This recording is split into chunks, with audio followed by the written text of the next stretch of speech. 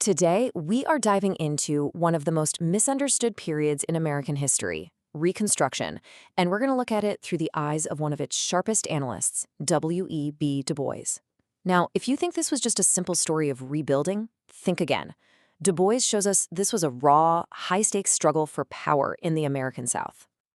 Okay, so let's set the scene here. The Civil War completely shattered the old Southern hierarchy. With emancipation, the very foundation of the economy, enslaved labor, was just gone. Governments had collapsed, and this created a massive power vacuum. So the central question, the one Du Bois really zeroes in on, was this. Who was going to control the future? Who would control labor, and who would control the government itself? So here's how we're going to break this all down. We'll start with that initial power struggle. Then we'll identify the key players, the four factions. We'll see how they fought to rewrite the rules of the game, listen to the new Black voices that emerged in government, and then finally understand how one side ultimately won. Right, so in states like Alabama, Georgia, and Florida, places where Black people were a huge part of the population but not a clear majority, the battle lines were incredibly messy. This was not just North versus South. According to Du Bois, it was this multi-sided brawl to control the labor of both the newly freed Black population and poor whites.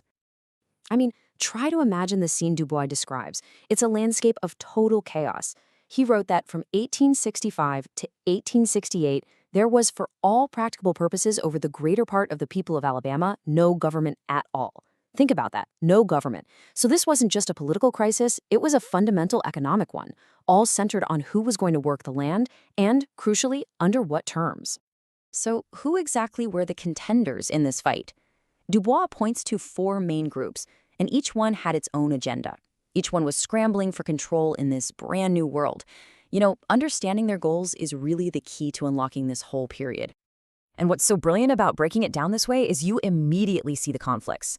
First, you've got the old planter class. They're just desperate to get control over their workforce again. Then you have the poor whites, who had their own problems with the planters, but now they also saw Black people as a threat, as economic and political rivals. Then you throw in the northern capitalists, the carpetbaggers as they were called, who wanted to use the new Black vote to push their own business interests. And right in the middle of it all, Black labor itself, fighting for the absolute basics, civil rights, schools, and a chance to own their own land. Okay, so this battle for control, it very quickly moves off the fields and out of the towns and right into the halls of power. The big job at hand was to write brand new state constitutions, and these conventions, they became the main arenas for this brutal political fight.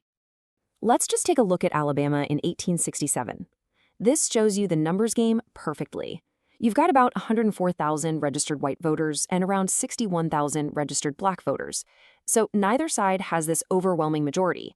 At first, the planters and the poor whites were totally divided, and that created an opening for an alliance between Northern Republicans and Black voters.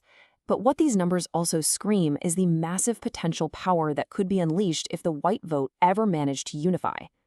So what was the result of all this political fighting? Well, on one hand, these new constitutions were surprisingly progressive. They set up public school systems, which was a first for a lot of these southern states, and they expanded civil rights. But on the other hand, man, the process was heated. Huge debates raged over things like banning ex-Confederates from voting, and these really divisive social questions about integrated schools and marriage, they just exposed the deep, deep prejudices of the time. So with these new rules in place, something truly revolutionary happened. Black men were elected to state legislatures for the very first time. Now, the racist story that was told for 100 years was that these men were ignorant, that they were incompetent, but Du Bois's work just demolishes this myth, showing how they were active, intelligent, and often incredibly progressive participants in government. And we're not just talking about token figures here. Du Bois introduces us to leaders of incredible talent.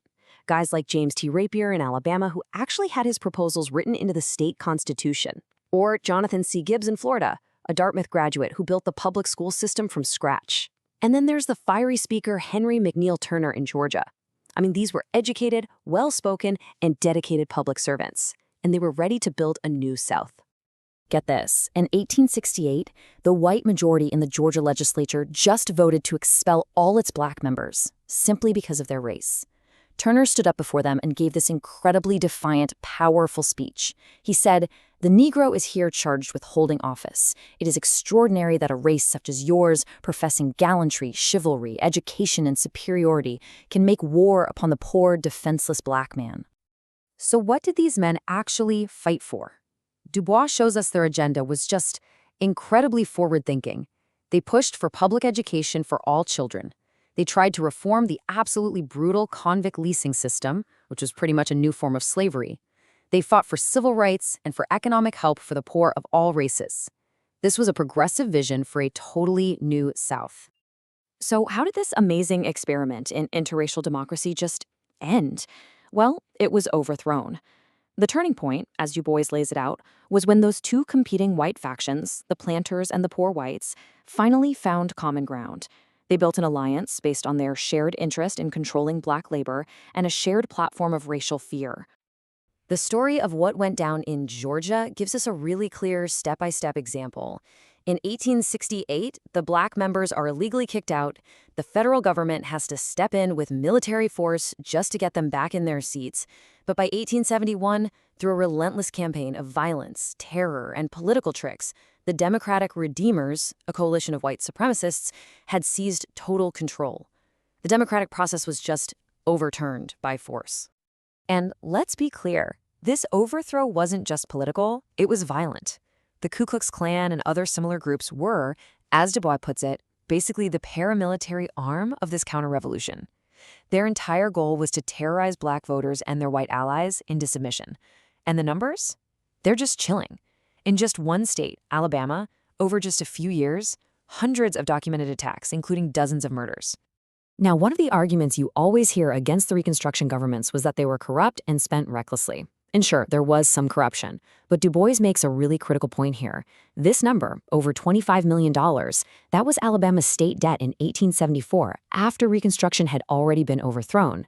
Du Bois argues that shady deals, especially around railroads, were happening in all the governments of that era, including the all-white Democratic ones that came after.